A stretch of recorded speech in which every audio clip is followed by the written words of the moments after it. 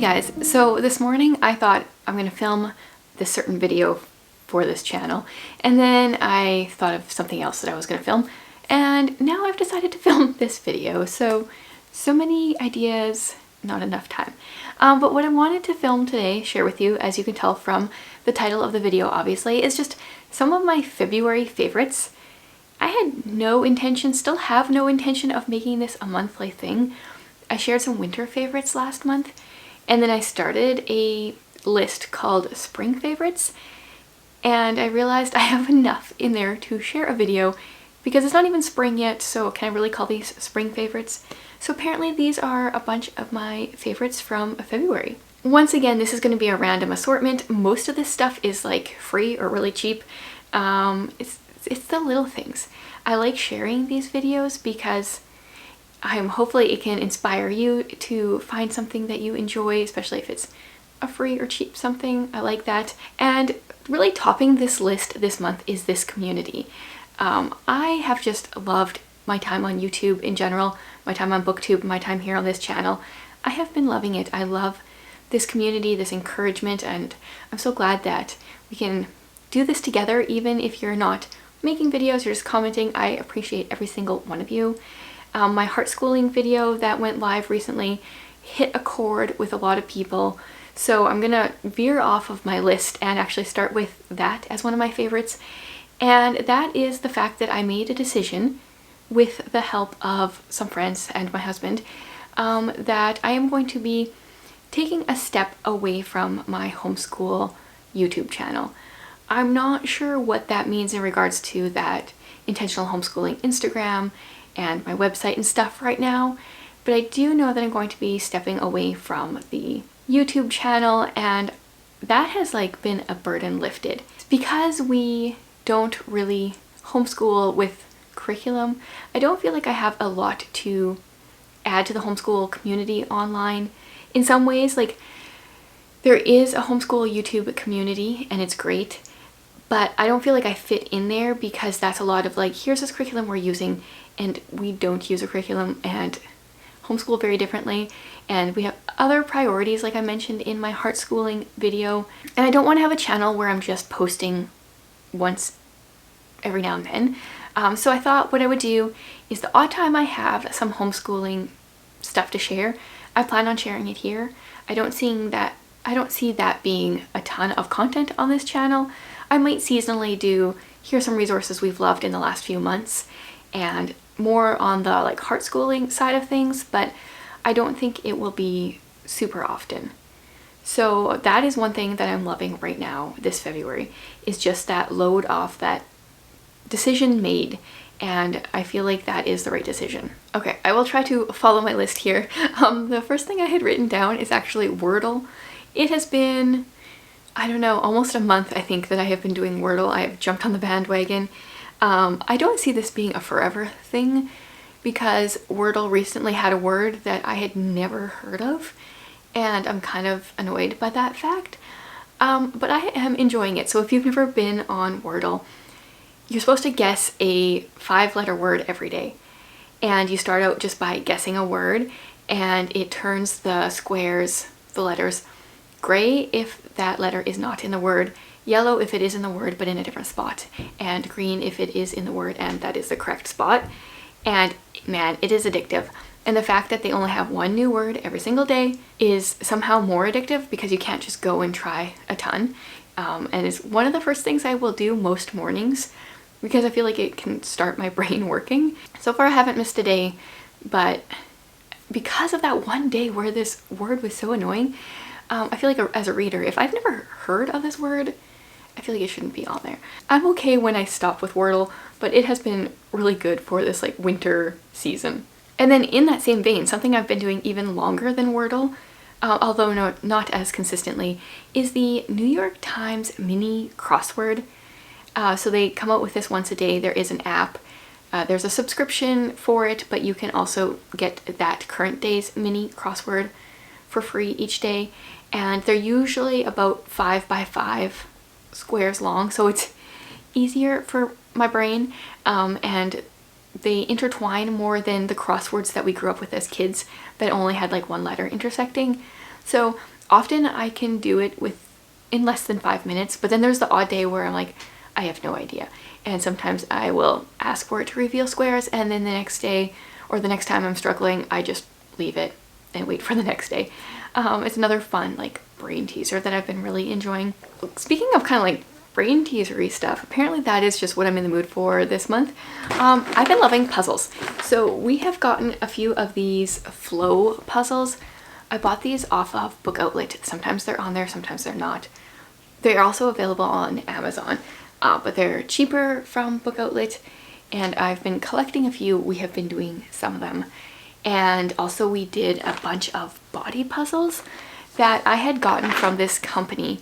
It is a head, a thorax, and an abdomen, and they can kind of like connect together, and when it's completed, I think it's about 5 feet tall. The whole thing, if you get the legs and the arms, are about 10 feet tall. It's crazy. So the head was like 500 and some pieces, same with the abdomen and the thorax, and they were super hard because there was some funky little shapes. It was trying my brain, but we got those completed. Some of these I do kind of like on my own, listening to a book. Sometimes we do it together as a family. Sometimes it's just me and Jared. Sometimes people will just like walk by and put a few pieces in. Yeah, we do puzzles. I find every winter we pull a few out, and then we don't touch them from maybe like April to November or something like that. But it's a nice thing to have every winter to do. Okay, and then something that I can't remember if I shared this in my favorites, winter favorites. It's on my list here, so I'm going to share it. It's a reshare, then you'll just like double know that I really like it. And that is the 1 second a day app. I kind of feel like I shared this, but whatever. I use it mostly in regards to books that I'm reading. It's a 1 second video clip that you do each day, and then it combines it into, well, it kind of like mashes them up. So what I've been doing is kind of exporting it after the end of each month, and there's kind of a little look into mostly what I've been reading for that month, also sometimes some other things that I've been doing and some like outdoor stuff. But I like it because it's so low pressure. If you miss a day, that's okay, you just pick up the next day kind of thing. You don't need a long video. There's really no pressure there. I would like it if you didn't have to pay quite so much to buy the pro version of the app, because I would like to have one for my books and like one for maybe a different side of my life. But I can't remember. I felt like it was an extreme amount per month for the pro version, so I don't see myself actually getting that, but I've been enjoying this free version. And then I have been uploading my monthly kind of like 30-second clip to my Chantel Reads All Day Instagram account, since it's mostly like books that I've been sharing. And a spoiler for a upcoming video here is I've been really enjoying this no spend month. I'm going to do a recap of the month at the beginning of March. Like, I've been enjoying it, but I'm also looking forward to it being over because I have a few things that are like, I'm keeping a list of things I want to buy. And some of the bigger things I'm like, I can wait, it's okay. But then there's a few things I have on my list that are just Dollarama or like Dollar Tree things. So it's like I can go spend a couple bucks and get these things checked off my list, but I am waiting. Maybe by the time this month is over, I'll have decided I don't want those things, so I'll have saved myself some time and money. And yeah, so just spoiler for a video that's coming up. It's been really good. Okay, and then something that I started, my friend Holly randomly mentioned in a video that she was doing about how she wanted to do Blackout poems, and it like triggered this memory that I've been wanting to do that too. And I have a book that I've been using this for crafting. This is The Night Gardener. It's a book that I didn't enjoy, but that's not why I use it for crafting. This book was missing like 50 pages randomly in it. I got it off of Book Outlet a couple of years ago, and I started reading it, and then I realized it was missing a bunch of pages. So that's why I use this for crafting. Not because I didn't like it, but I also didn't like it. So I've been using pages out of here, and I've been gluing these Blackout poems into this notebook that I found when I did my craft storage clean out. And so I've been gluing them in here. This one I took the time and I nicely blacked this out. but we don't really have much in the way of black markers, so one of the things I wanted to pick up from the dollar store is black markers.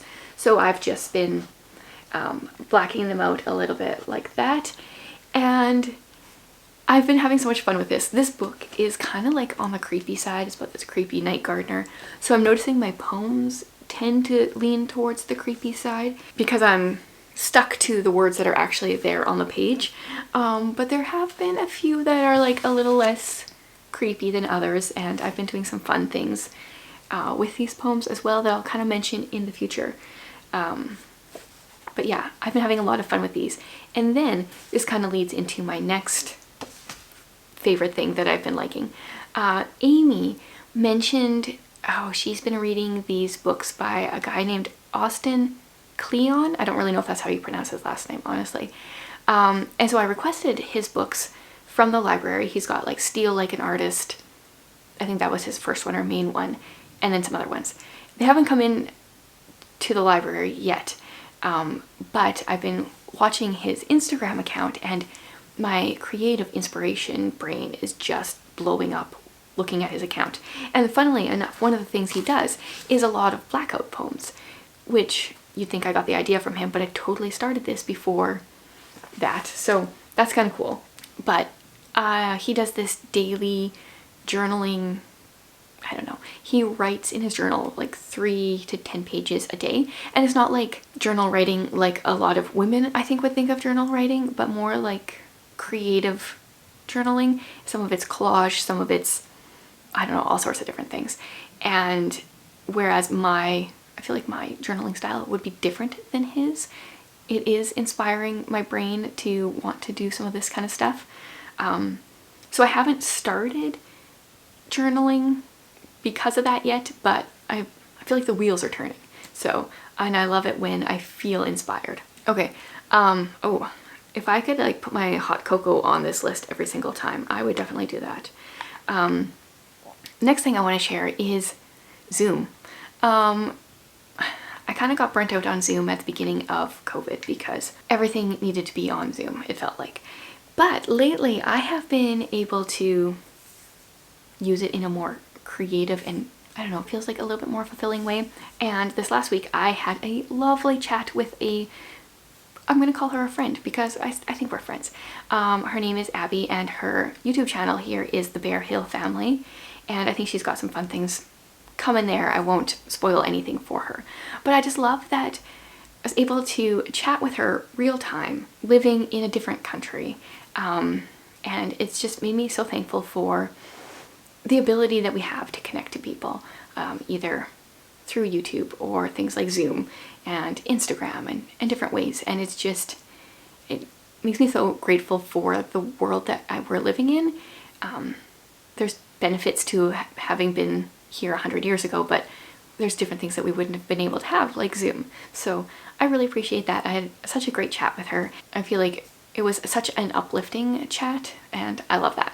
Okay, and then I have one last thing to share. I'm currently working on making myself, what's the word? Like goal printables. I'm always making myself goal printables, honestly. But I'm trying to make some quarterly and monthly goal printables for myself so that each quarter and each month I can kind of sit down and take my goals for the year and different lists of goals that I have and break it down and make them more attainable, make it more visible in my brain. And so I'm working on like actually formatting those in a way that's useful for me. But one of the things that I've been doing, or I'm going to be including / am including in my chicken scratch of what these lists are so far, is a verse for the month or season. And the verse that has been jumping out at me lately is Psalm 37 verse 3. And I should probably bring it up just to make sure that I actually quote this properly. I think I have this one actually memorized, but I don't want to misquote it on here. So Psalm 37 verse 3 is, "Trust in the Lord and do good. Dwell in the land and befriend faithfulness." I love that, dwell in the land, because we are put where we are by God. We are dwelling here. And befriending faithfulness, because faithfulness and perseverance, I feel like, are things that I'm always learning. Faithfulness, perseverance, and patience. Those go together. Those are like the long haul, stay in the course. And it's such a good reminder to me. So anyway, this is my verse for, I don't know if it's for February, if it's for March, maybe it's for this entire quarter, but it's a verse that's kind of been sticking out to me lately. So there you have it. That's a few of my favorites from this month, and kind of a little bit of an overview as to where my channel is going to be going in the next little while, that there might be some homeschool stuff popping in every now and then. It's not going to be solely homeschool stuff, and it's going to be, I think, very different than what my other channel was. I will probably do like a channel announcement video there yet. I should probably do that. And then after that, I will not be taking that stuff down. I don't disagree with the content I put out or anything. Maybe it will be useful for people, and maybe I will go back to it at some time. But at this point for the season, I feel like it's okay to kind of just put that off. Yeah, oh, and then the one other thing. I am getting really close to 1,000 subscribers here, so I thought it might be fun to do a Q&A shortly after I reach that mark. So if you have any questions for that, leave them in the comments and I'll start compiling a list. So thank you so much for being here, guys. Let me know some of your favorites from like the last month or so.